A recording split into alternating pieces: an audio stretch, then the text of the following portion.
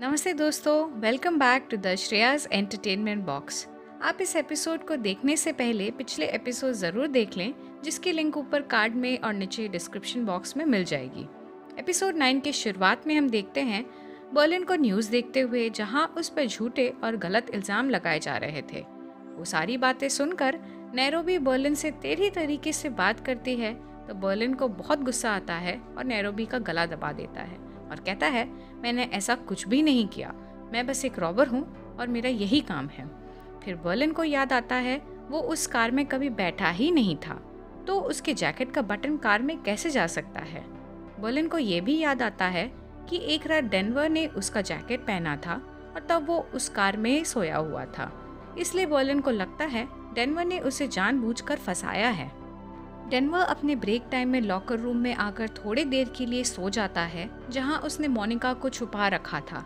फिर डेनवर और मोनिका के बीच बहस हो जाती है क्योंकि वो परेशान थी और डेनवर को कहती है, तुम्हारी वजह से आज मैं यहाँ फंस चुकी हूँ।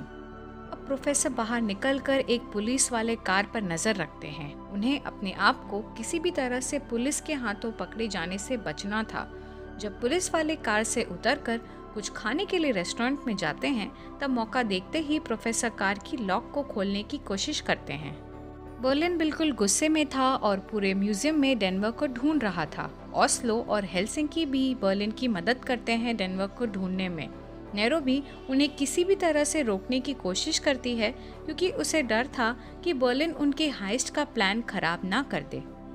फिर हम देखते हैं एक फ्लैशबैक ट्रेनिंग के समय का, जब रियो, टोक्यो, नैरोबी और डेनवर बाहर एक फेस्टिवल में जाने का प्लान करते हैं।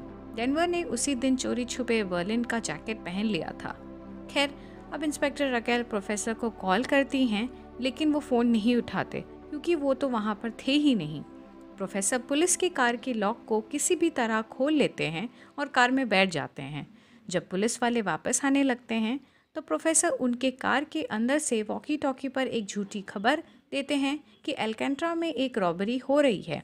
पुलिस वाले उसी एरिया में थे, इसलिए वो लोग तुरंत वहां चले जाते हैं।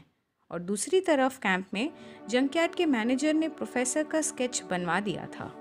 अब प्रोफेसर अपना दिमाग लगाकर वॉकी टॉकी द्वारा पुलिस कैंप पर रशियन में बोलते हैं, मैं तुम्हारी बेटी के स्कूल के बाहर खड़ा हूँ और मेरे लोग सुपरमार्केट के बाहर तुम्हारी माँ पर नज़र रखे हुए हैं। अगर तुमने मेरा स्केच बनवा दिया तो तुम अपने परिवार को दोबारा कभी नहीं देख सकोगे। पुलिस वालों को कुछ समझ नहीं आ रहा था क्योंकि प्रोफेसर रशियन भाषा का इस्तेमाल कर रहे थे, क्योंकि वो मैनेजर रशियन था और डर के मारे वो मैनेजर स्केच को डिलीट कर देता है। इंस्पेक्टर रकेल तुरंत पता लगाने की कोशिश करती हैं कि वो रशियन मैसेज कहाँ से आया था और दोनों पुलिस वालों को तुरंत इन्फॉर्म करती हैं कि तुम्हारे कार में कोई है। पुलिस वाले कार में देखते हैं, तब कोई नहीं था, पर कहते हैं कोई आया ज़रूर था कार में।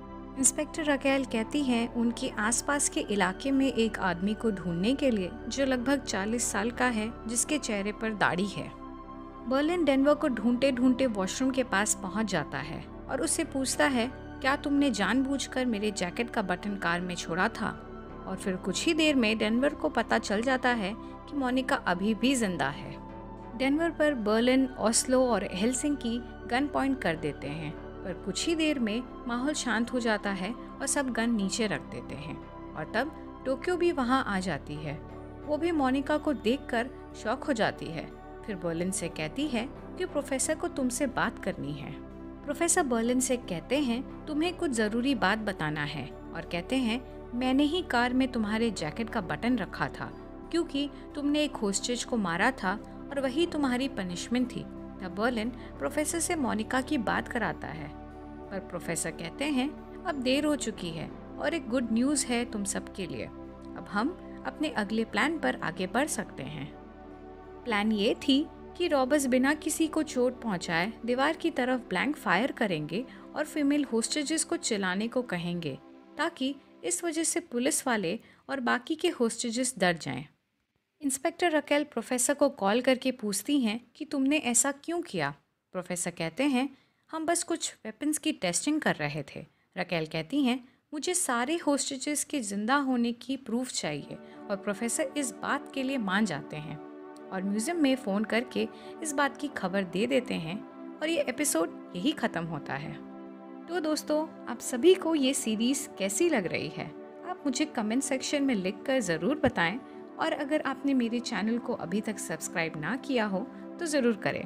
हम जल्द मिलेंगे सीरीज़ के अगले एपिसोड के साथ। तब तक के लिए stay tuned and bye bye.